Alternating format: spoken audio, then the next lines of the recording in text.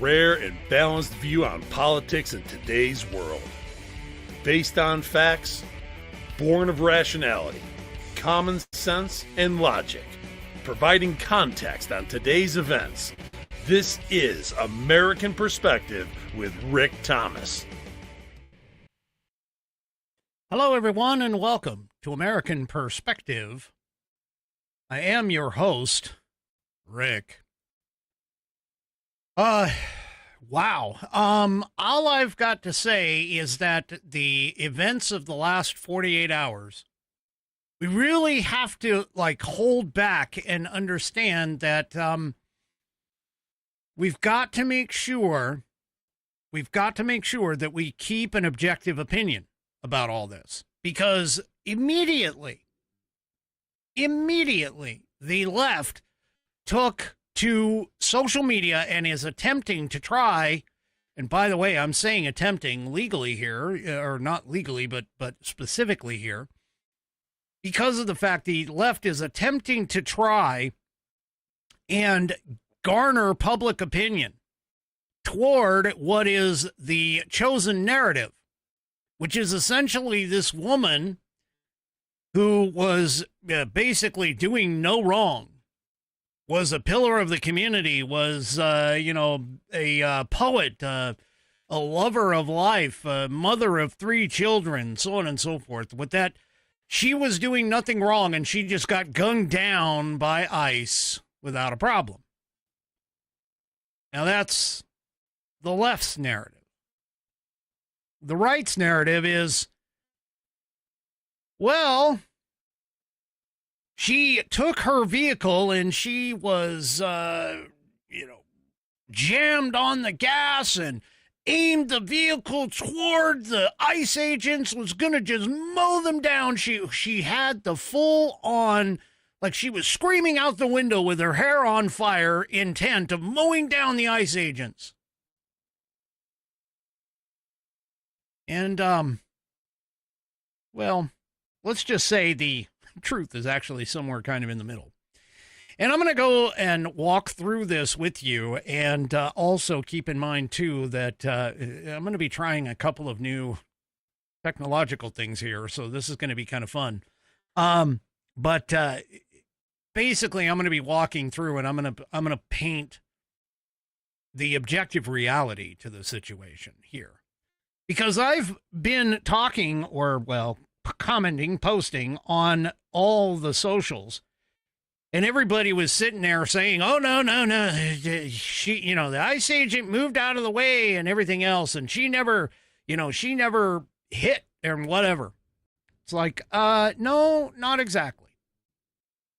So we're going to get to the reality of this here. But first things first, I do want to try something really quick here. I am going to put a red ellipse around my microphone, and I need to know if you guys can see it. Can you see this red ellipse around my microphone in the screen? I'm allowing my chatters to catch up here because, of course, they run. It looks like I can see it on there. So, yep, there we go. All right. So, perfect. All right, perfect. So that means that, of course, at least one piece of technology is working tonight. And that's great because I'm going to need it.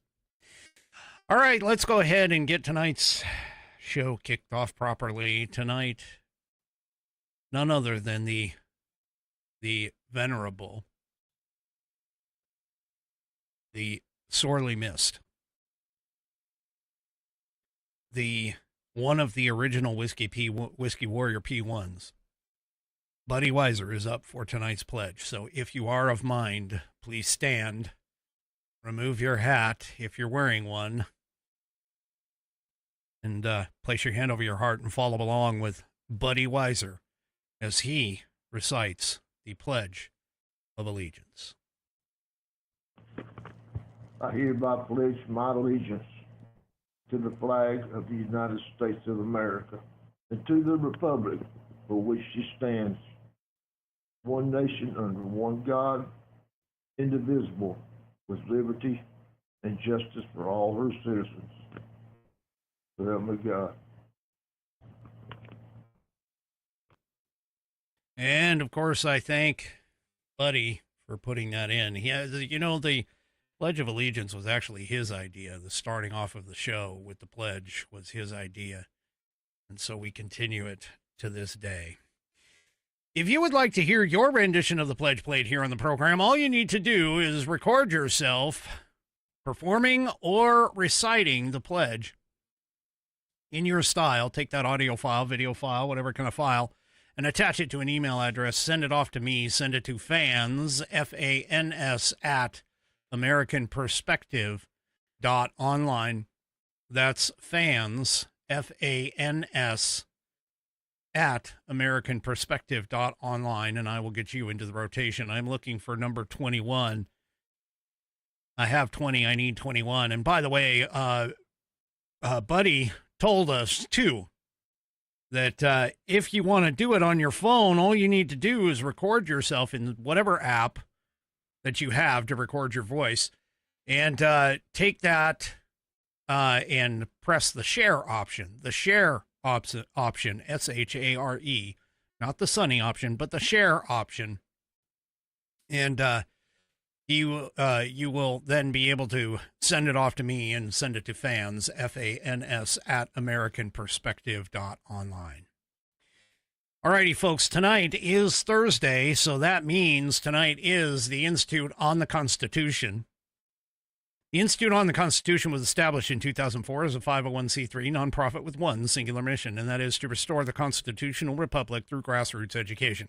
All courses and materials are developed using primary source documents and taught from the American view of law and government, as defined in the Declaration of Independence in the following three key points. 1, there is a God. 2, our rights come from him. And 3, the purpose of civil government is to secure and protect our God-given rights. The IOTC offers the opportunity to educate yourself on our most precious founding document, the Constitution of the United States. They also provide tools to educate your community and get involved with local government. Start by taking their free U.S. Constitution course and go from there. Use my affiliate link, iotc.americanperspective.online, to sign up, and while you are there, take a moment to look through their other course material and information. My affiliate link, once again, is iotc.americanperspective.online to get great content to learn about our historical founding and support the show in the process. That's iotc.americanperspective.online. Or if you just want to purchase this fabulous Saddleback leather-bound U.S. Constitution to support the show, go to constitution.americanperspective.online. Take a look at this wonderful book. It's got 1/8 of an inch of Saddleback leather, wrapped around pages that are water and tear resistant. No cheap glue here, folks. It is stitched all the way through the leather and the pages contained within. All Roman numerals used in this book are in numerical order, and the book has, of course, sexy rounded corners. It is Buddy tested, Buddy approved, Billy tasted, Billy approved. My youngest whiskey warrior has confirmed that the information contained within will help you to achieve your civics badge in Scouts, as well as your civics exam, and more than likely your naturalization test too, if you have one of those. Head on over to constitution.americanperspective.online and get yours today. Go and check out the rest of the Institute on the Constitution's offerings, and I am proud to say that they are a wonderful sponsor of this program, and I thank them for that sponsorship. All right. And of course, G says that the stitching is hardy enough to resist the winds of change. Well, I mean, technically, sure. All right. Let's, So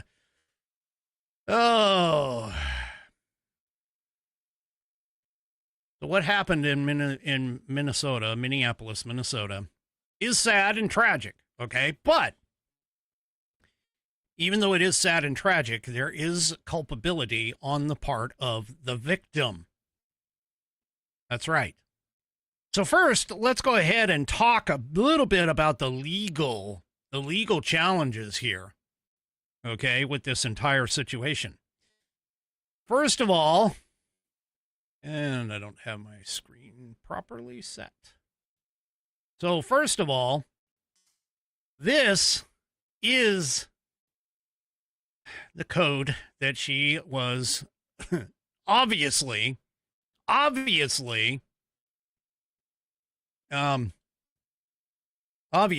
was breaking. And that is 18 U.S. Code 111, Section 111, which is assaulting, resisting, or impeding certain officers or employees.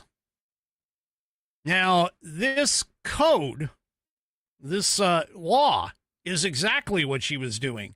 Because what she was doing was she was forcibly assaulting, she was resisting, she was opposing, she was impeding, she was intimidating, she was interfering with the ICE agents in the engagement and during their performance of their official duties. And she was doing this on purpose.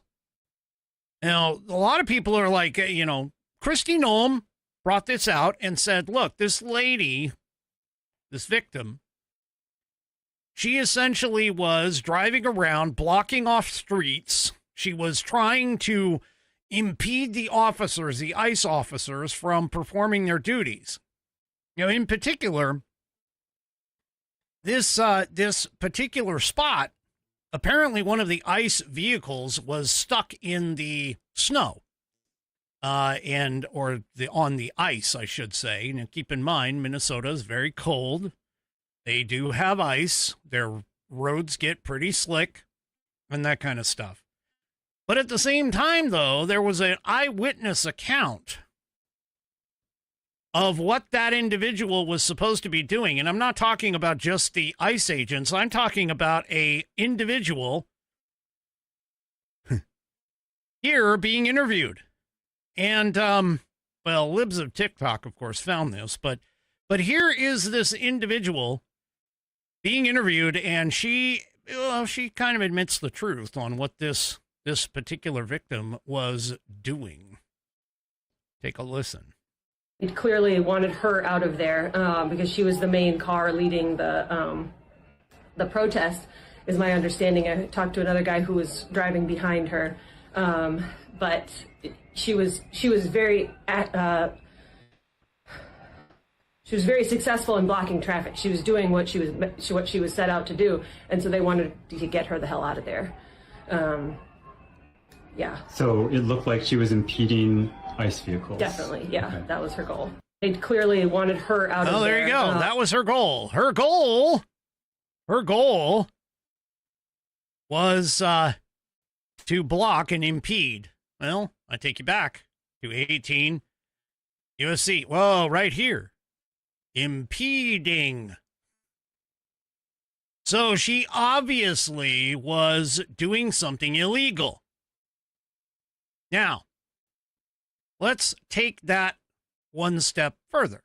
So she's doing an illegal action in the beginning of all of this. She is obviously doing an illegal action. Totally illegal. All right, she's blocking people. End of story. Now, let's take a look at the other charges. So first of all, the other charge that we can put toward her is assault. She did do assault, and I'm going to prove this. She did do assault. She assaulted somebody with her vehicle. And here it is right here. Again, this is under the Cornell Law School. It basically says that assault is generally defined as an intentional act that puts another person in reasonable apprehension of imminent harmful or offensive contact. Now, here's the thing. No physical injury is actually required. However, the actor must have intended to cause a harmful or offensive contact with the victim, and the victim must have thereby been put in immediate apprehension of such contact, meaning they should have expected it. Yeah. Now, obviously, keep in mind, and this is the key, okay? The motive is immaterial. Right here. The motive is immaterial. And this is a very, very key point. Because the left is sitting here talking about, oh, well, she had the wheels turned the other way. She didn't mean to hit him. She wasn't intending on it. Her motive was to get away. Motive doesn't count. Motive is not the point.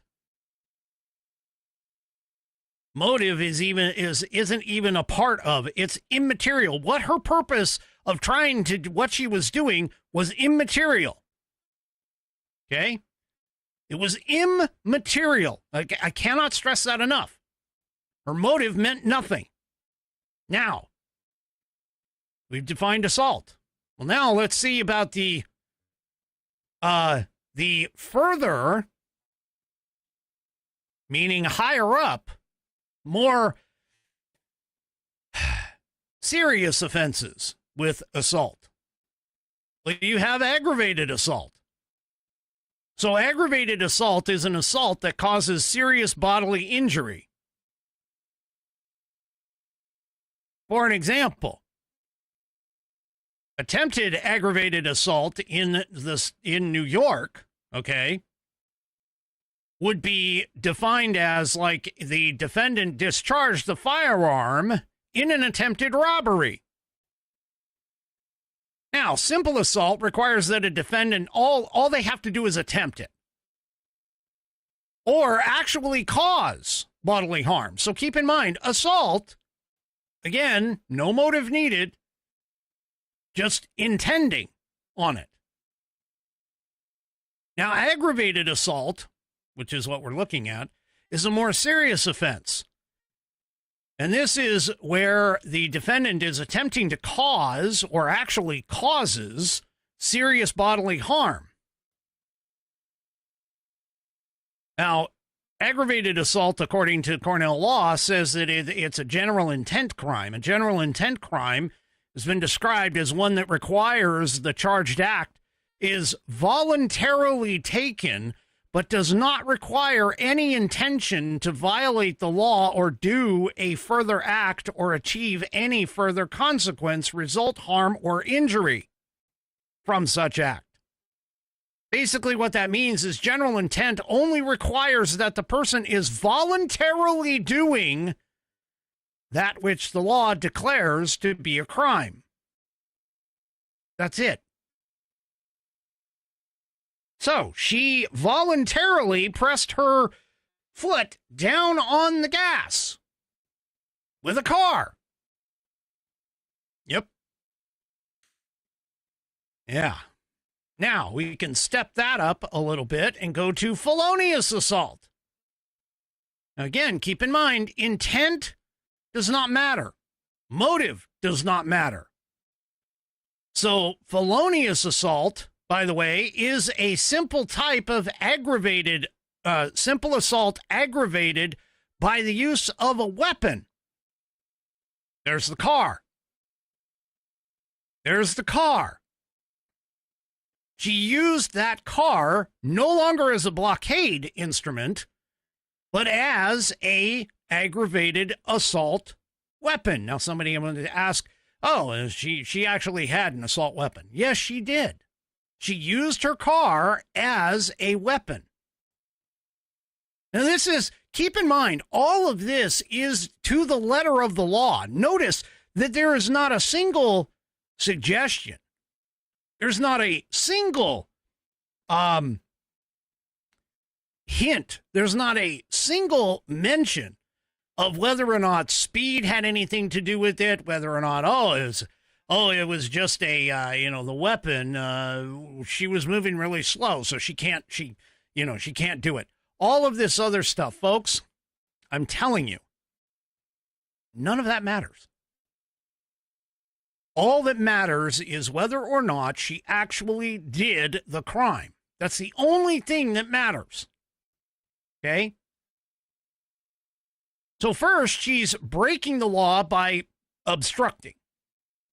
She's breaking the law by trying to stop the ICE agents from doing their jobs. Now let's take a look. After we've gotten all of that taken care of, let's take a look at the video that has gone viral. This is the video. Now, there's about 4 minutes in this. I'm not going to play the whole thing. But this is the video that has gone viral that everybody is saying and is trying to be the armchair quarterback lawyer, saying, oh, yeah, this is what the whole situation is. And I'm going to talk a little bit while we go through this. Check this out. So what you can see right now is there's one car that's going by, and she waved out the window to let the one car go by. Now these two officers get out of this truck. Now I'm going to pause it right here. There's two agents who got out of a Toyota Tundra vehicle.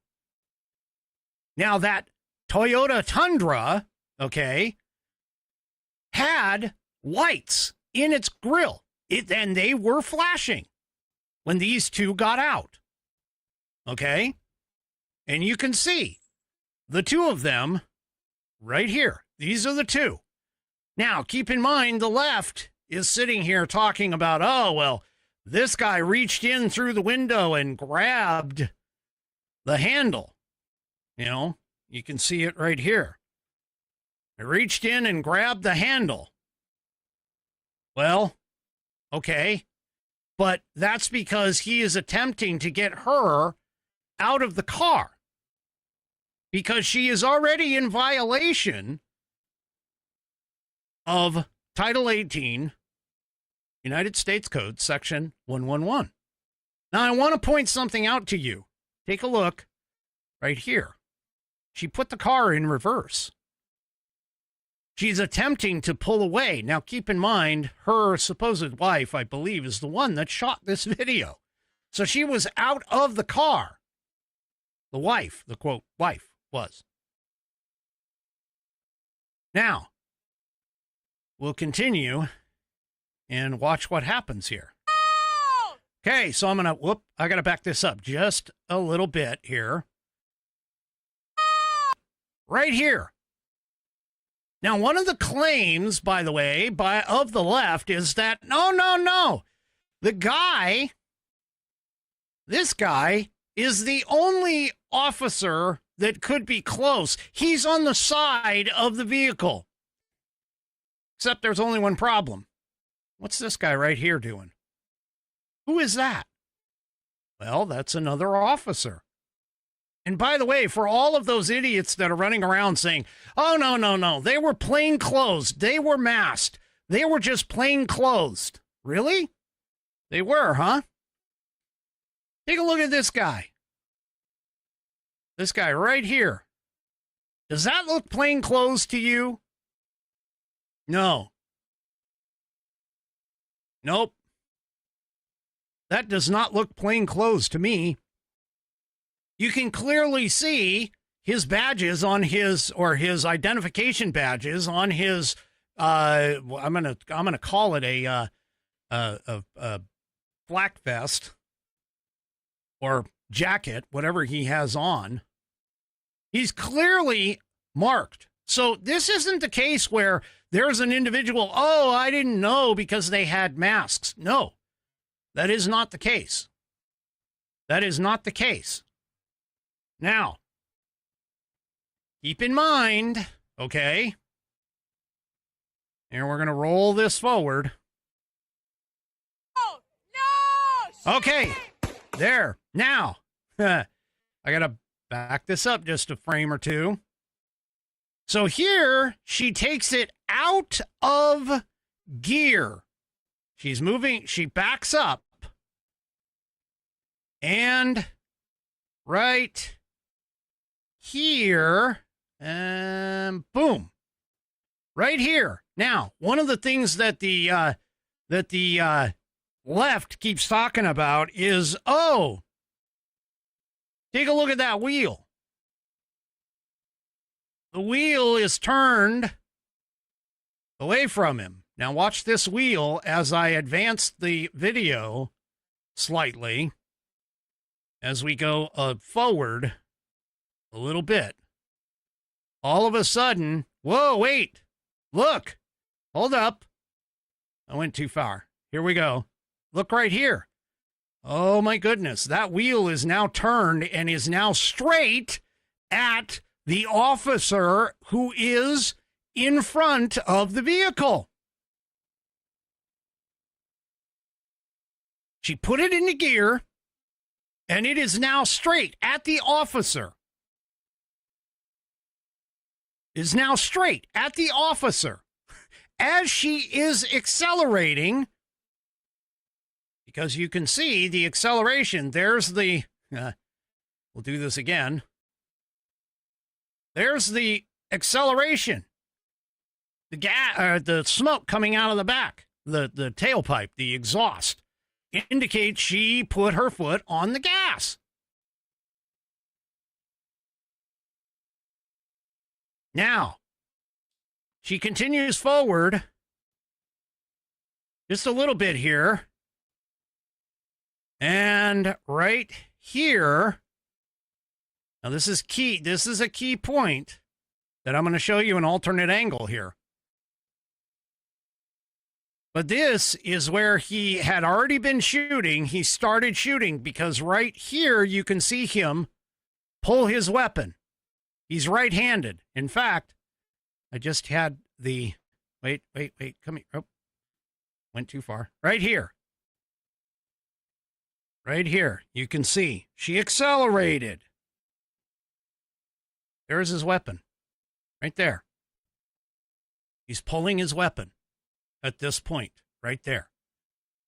And as you can see, down here, the tire is forward.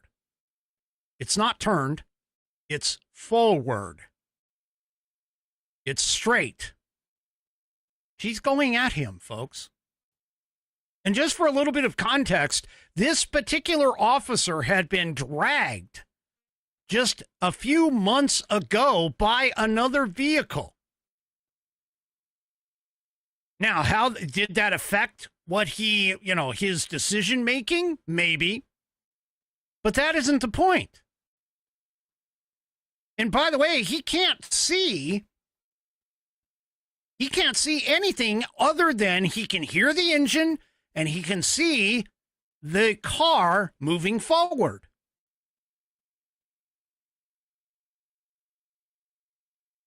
All right. So I'm going to move it forward just a little bit. So there he goes. The car speeds off. He shot prior. I mean, right here. Right here. Take a look at this. Nothing. Here it is. Here's the weapon right here. He's got the weapon actually aimed at her. Right here. You can see it. He's got the weapon aimed at her in the windshield. And by the way, there is a actual bullet hole that shows up in the windshield of the vehicle. Okay. Now, granted, she does have, in this frame, you can see where the wheel is starting to turn, but he can't, this guy, meaning the guy behind the guy that is in front of us here, he can't see what that vehicle or what that wheel is doing. He doesn't know where she's steering. So the question in all of this is, does the officer have a reasonable suspicion or a reasonable, reason to understand, a reasonable expectation that this car is going to come at him, that she is using this car as a weapon? And at this point, I would have to say, based on the freeze frame, yeah. But it gets even more likely. Now, you can see he does not fire. You can actually see that he does fire right here, because right here is the smoke coming off of his weapon as he fired. Okay? So there it is right there. The smoke from the shots. And if you were to listen to it, he fired 3, it sounded like 3, very quickly. 1, 2, 3. Okay? Now, he goes ahead, he makes his shots. I'm going to go ahead and advance this forward. And now, so on and so forth. Yes, he is walking away. Okay? She crashes because she's basically really, really hurt. But she crashes and so on and so forth. And that's what this video goes and shows all of that. Now I want to show you. Now I want to show you the alternative angle. Now this one comes from, before I get into this, let me move that out of the way. So here is the video from an alternative angle. And let's go ahead and watch this one. This one I'm going to go all the way through because it's only a matter of 30 seconds. Well, maybe not all the way because some of it, the person doing it was... Anyway, I'll show you here in just a minute. We're going to go at frame by frame, but also zoomed in. So here is the alternative angle. This is from the front of the car.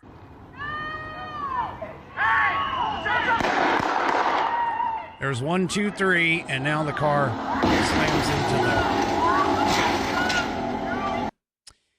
So, here's the thing, everybody. And give me just a second here because I gotta set this up. But here's the thing. So that was the alternative. And as you can see, that one was very fast. But I've zoomed in on that particular video. So I'm just going to show you here, frame by frame, what occurs. Now, right now, and yes, it is very pixelated. I understand that. And the reason being is because of the fact that we are zoomed in on a zoomed in video. Okay, that's being taken by a cell phone. But here, we're going to walk this frame by frame. So the officer or the agent that is in front of the vehicle is encircled in red. Now, as I move forward, frame by frame, you can see he is taking a half step back, and now I want to show you as soon as it gets there. As the vehicle starts to move forward, what is he doing? Oh, wait a minute. Take a look at his body position right here. Take a look at his body position right there. What is he doing? He's leaning forward. I lost my window for a second. Hold on.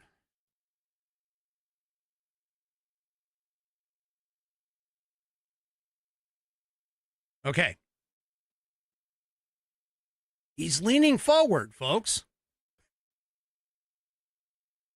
So, meaning that he is actually leaning on the car as it's getting ready to move out. Now, if we step forward a little bit more.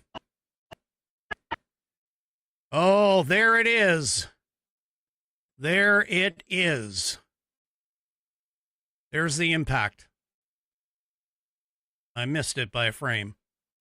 But there's the impact right there. There it is. That's the impact. That is the moment of impact right there. That is the moment of impact right there. His body is is forward. He is basically leaning on the car here, folks. He is basically leaning on the car. And now we move it forward.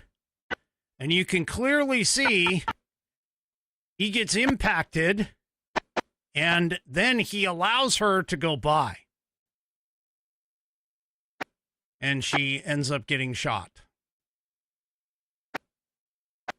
Right about here is where he starts to shoot. Folks, it's a clear case, in my mind, if you take out all of the excess crap in all of this. This is a clear case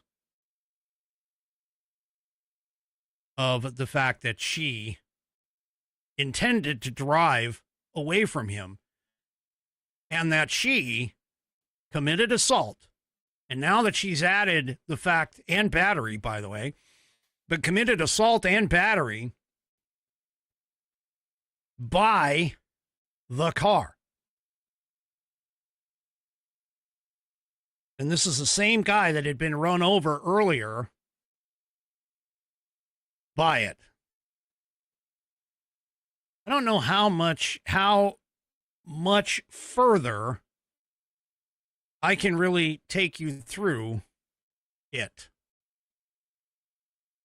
She'd already broken the law. She was already in violation. They were in the process of surrounding her vehicle. They were going to take her into custody because she had broken 18 USC section 1111 or 111.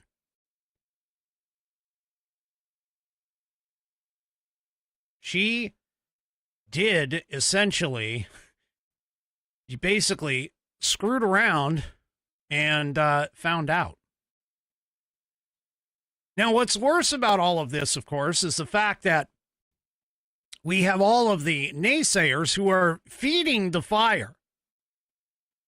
They are sitting there feeding the fire, and especially the leftist lunatic Democrats are clearly trying to foment insurrection.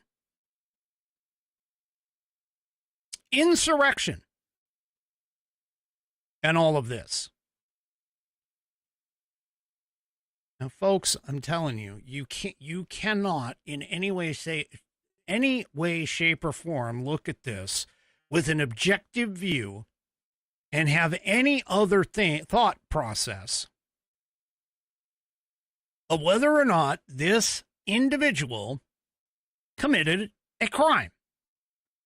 Now, it's unfortunate that she lost her life because of it. But you are not, you can't stop these people from doing their jobs. It is illegal to do so.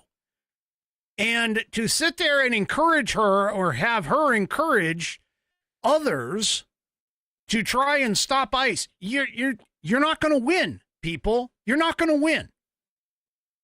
And all this is going to do is just cause more heartache and pain and everything else for these individuals, because moving forward, it's putting, again, we've already seen, we've gone from a 700% increase to an 800% increase to a 1,300% increase of attacks on ICE officers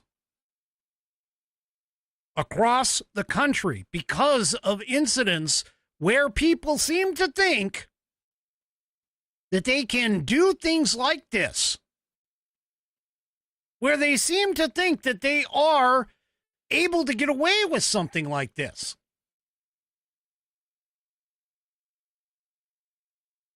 This is going to do nothing but foment more. Now, here's the thing. You also need to remember, Minnesota is where George Floyd riot happened. Minnesota is where George Floyd died. And it took months for the reality to set in that George Floyd was not only a criminal, but he had also died, according to the coroner's report, from an overdose of fentanyl. He had many times more fentanyl in his system than what his system should have been able to handle.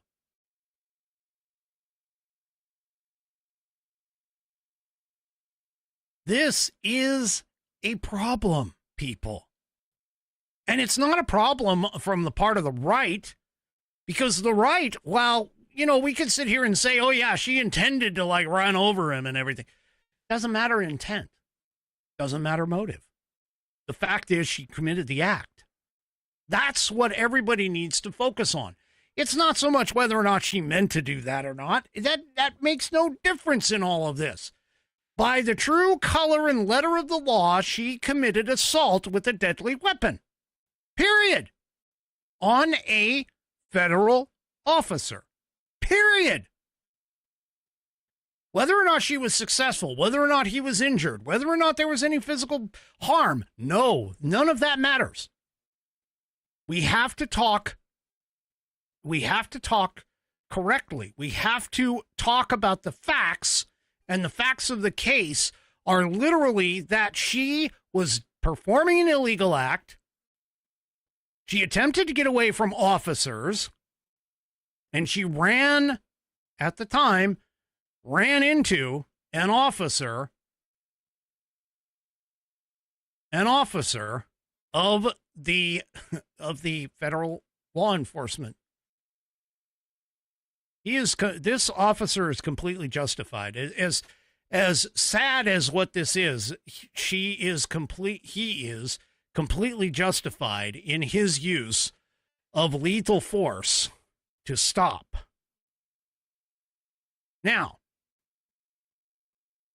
what is really kind of strange is this is January 7th when this occurred. Today is January 8th. And all of the left are vilifying peace officers when just 2 days ago they were extolling the virtues of the Capitol Police. See, this is the hypocrisy of the left. They don't care about police officers until the police officers are doing what they want done. And what's even worse, though, is the fact that there are the mainstream media outlets who are pushing all of this in the direction in order to foment the hate instead of talking about the reality, instead of talking about the truth, instead of talking about the objective truth that she was in the wrong place, the wrong time, doing the wrong actions. She took actions into her own hands, and she lost her life for her own actions, for her own stupidity, realistically. And I'm not the only one who's talking about this. I mean, the Vice President of the United States, well, he has a few words for the mainstream media in terms of all of this. He has a few words for you folks, mainstream media. Let's take a quick listen. Walking out here, somebody sent me a photo of a CNN headline about what happened in Minneapolis. And this is the headline. I'm just going to read it.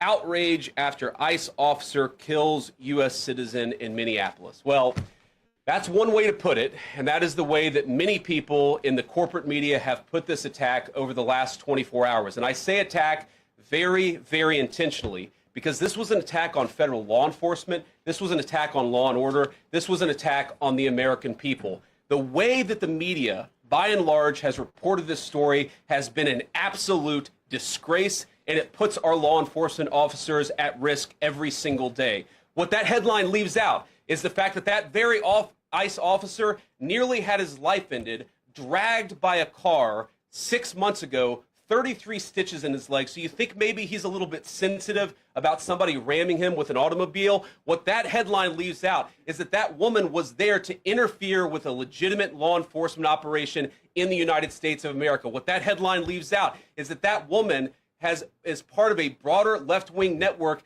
to attack, to dox, to assault, and to make it impossible for our ICE officers to do their job. If the media wants to tell the truth, They ought to tell the truth that a group of left-wing radicals have been working tirelessly, sometimes using domestic terror techniques to try to make it impossible for the President of the United States to do what the American people elected him to do, which is enforce our immigration laws. The President stands with ICE. I stand with ICE. We stand with all of our law enforcement officers.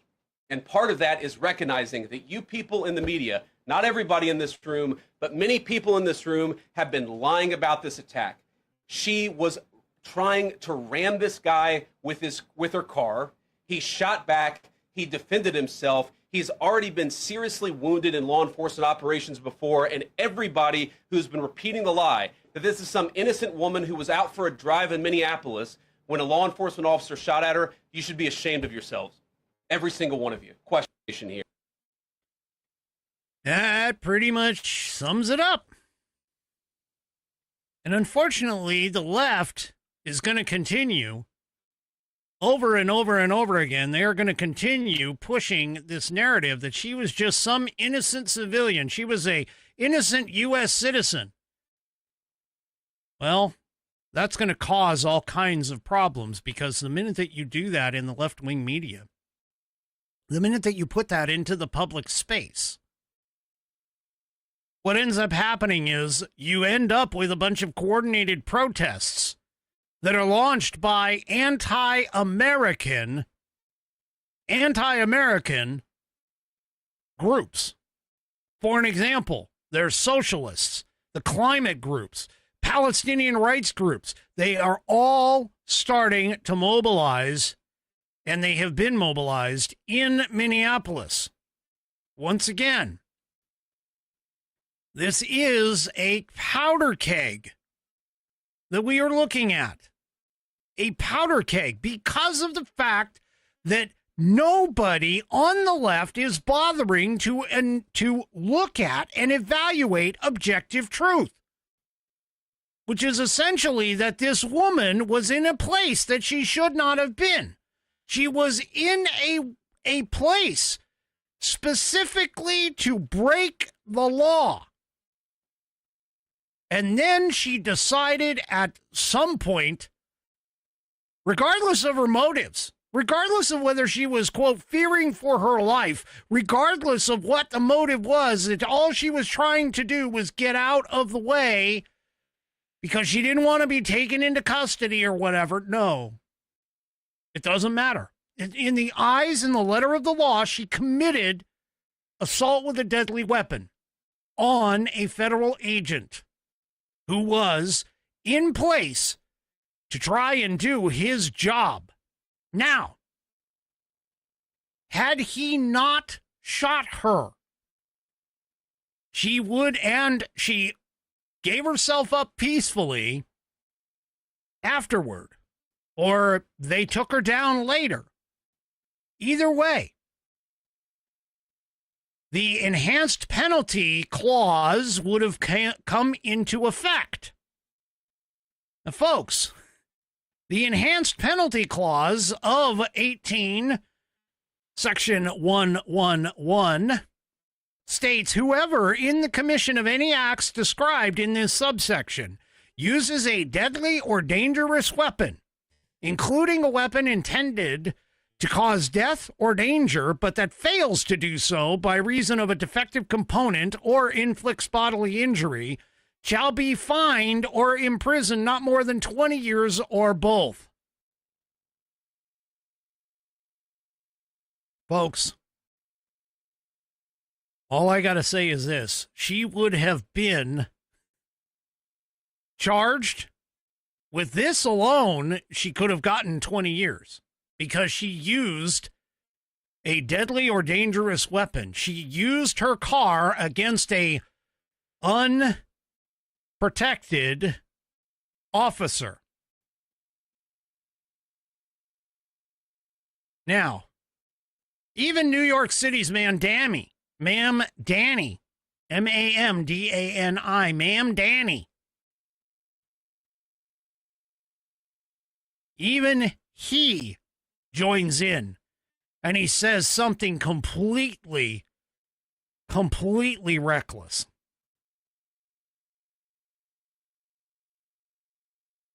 He basically says clearly that an ICE agent murdered this woman. You've heard this from many other people. But here he is. He's the mayor of New York City, newly elected mayor. And what does he say? He says, this morning an ICE agent murdered a woman in Minneapolis. That's all that anybody ever knows. And he continues by saying, only the latest horror in a year full of cruelty. What cruelty? These people are enforcing immigration law. They are enforcing our already pre-established law. And he continues and says, as ICE attacks our neighbors across America. No, ICE is not attacking our neighbors. ICE is enforcing law. They are picking up people who are here illegally, who have broken the law. And he continues and says, it is an attack on us all. Jonathan Turley steps in and goes, well, Mayor Mamdani has now declared an ICE agent murdered a woman in Minneapolis. No need for an investigation. Mamdani is, taking care of it or doing our analysis from afar, he says. He continued and says it's like Mamdani is trying to be sure that New York does not miss out on the rage and the riots. Folks, the left is pushing for this. They want this. They, just like in the summer of love under under President Trump's first administration, they are looking for another summer of love. And it's not just New York City's Mamdani. The governor of Minnesota has already declared. He's already declared that he is putting out the National Guard, something that he did not do during the first 3 days of the George Floyd riots, by the way. But he's sitting here and he is basically declaring the fact, and the Minneapolis mayor also is saying, F ICE. F ICE. I want them out. We want them out of our state. Well, you can't get rid of them out of your state, you idiot. They are there to enforce federal law, immigration law, which is strictly under the purview of the federal government.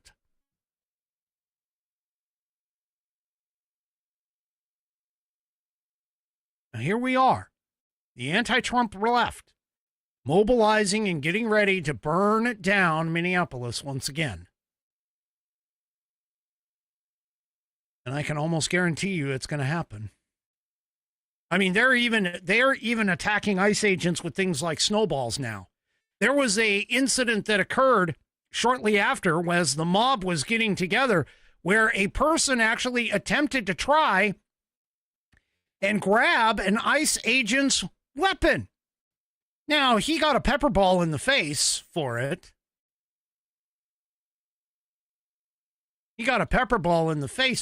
But yeah, this is doing nothing. All this is doing is just antagonizing everything. And notice that the left and the Democrats in particular, who are standing up to all of this, they are sitting here and they're encouraging this kind of thing. They're pushing for it. Now, Walz even kind of suggested that the National Guard, the Minnesota National Guard, may be deployed in order to protect the citizens of Minnesota, which literally puts the National Guard at odds with the federal forces. Folks, this is what the Insurrection Act was and has been put in place for. See, folks, I want you to remember and recall when presidents of the past have sent the National Guard into United States cities. See, this is the same kind of conversation we've been talking about with what's been happening over the course of the last year. In 1943, the Detroit race riot under President FDR. He invoked the Insurrection Act and ordered about 6,000 federal troops into Detroit to restore peace. In 1957, Little Rock, the integration crisis. This was under President Dwight D. Eisenhower. He federalized the Arkansas National Guard, sent 1,000 U.S. Army paratroopers from the 101st Airborne Division under Title 10. 1962, the Old Miss riot in Oxford, Mississippi. It was under President John F. Kennedy. 160 marshals were injured, 28 of them by gunfire. 2 people were killed during the chaos. So then, under the Insurrection Act, by the way, President Kennedy tried to negotiate with Mississippi's Governor Ross Barnett at the time. Well, he couldn't get anything done. Hours later, he invoked the Insurrection Act and deployed Army troops, eventually over 30,000 federal forces, the most ever for a single disturbance, into Oxford. In 1963, desegregation showdowns in Alabama. Again, JFK. He federalized the Alabama National Guard under Executive Order 11111 under the Insurrection Act. Wallace, this was Governor George Wallace, who basically barred the 2 black students, we've all seen this, the 2 black students from attending or enrolling at the University of Alabama.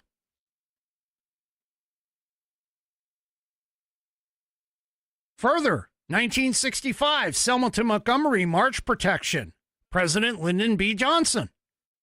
Again, Governor George Wallace refused to adequately protect the demonstrators, claiming that Alabama couldn't afford it.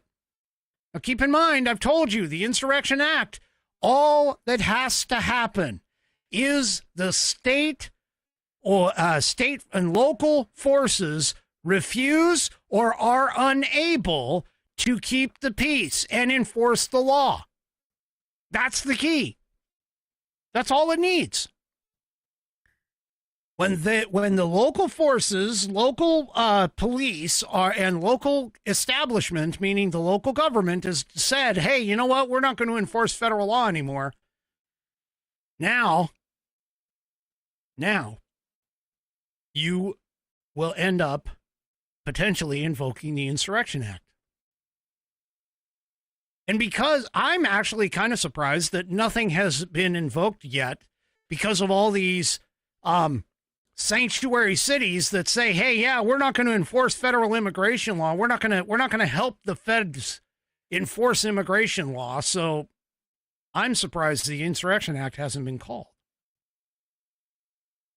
We ended 1965. 1967 was in Detroit, known as the Long Hot Summer Riot, although I think the Summer of Love has eclipsed that now.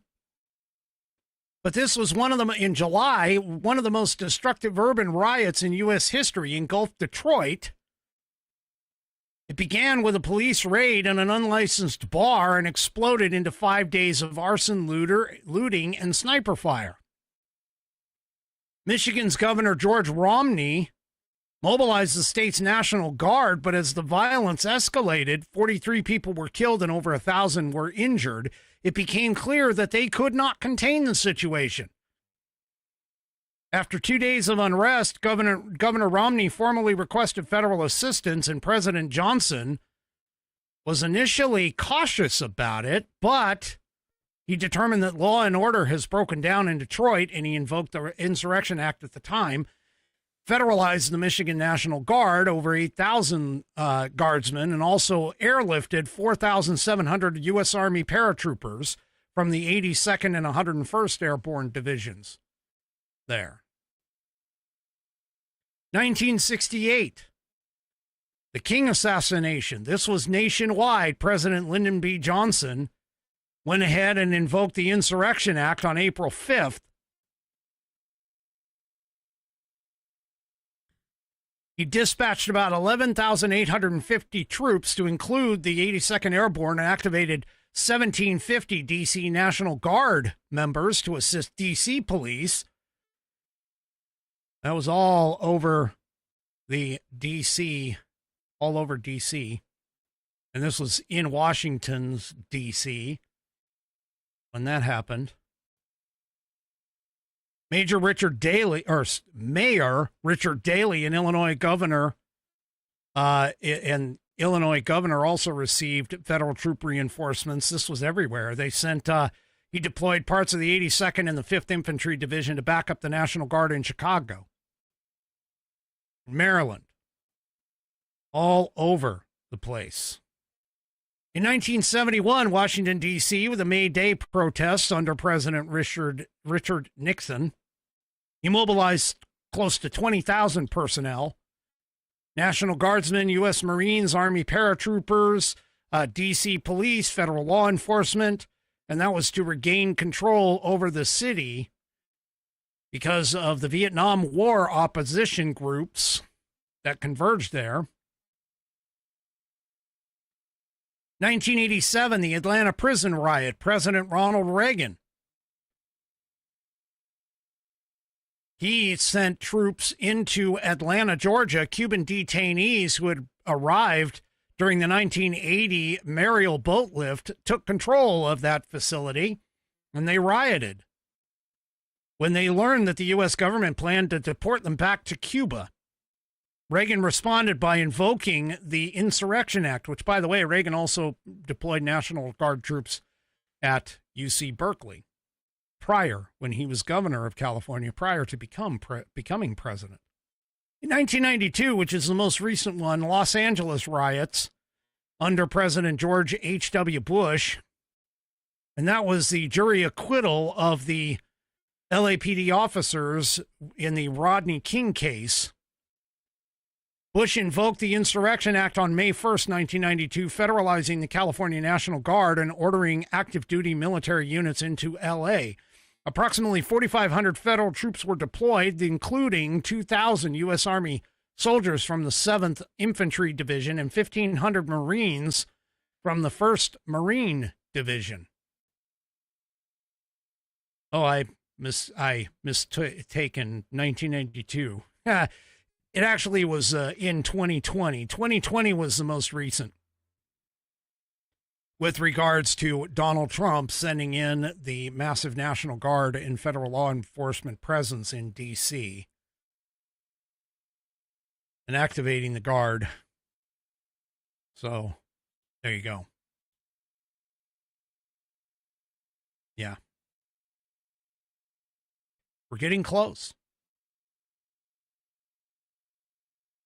We're getting close to having it happen again.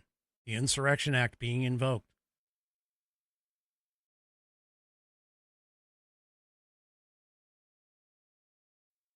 And all of this because of the fact that the left and their sycophantic followers are not able to view a tragic incident like what we see or like what we saw in the light of an objective lens. We cannot do this anymore.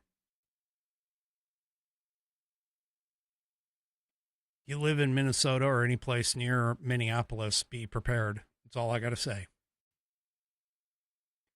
All right, folks, that is it for me for this evening. Do me a favor. If you haven't already, head on over to rumble.com, get yourself an account. It is free.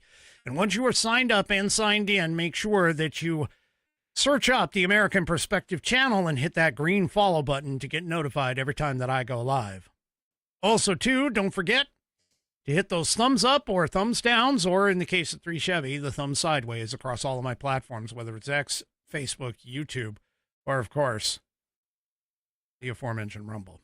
We will see you tomorrow night, 5 p.m. Pacific, 8 p.m. Eastern Time, right here on American Perspective. Have a great rest of your evening, and good night, everybody.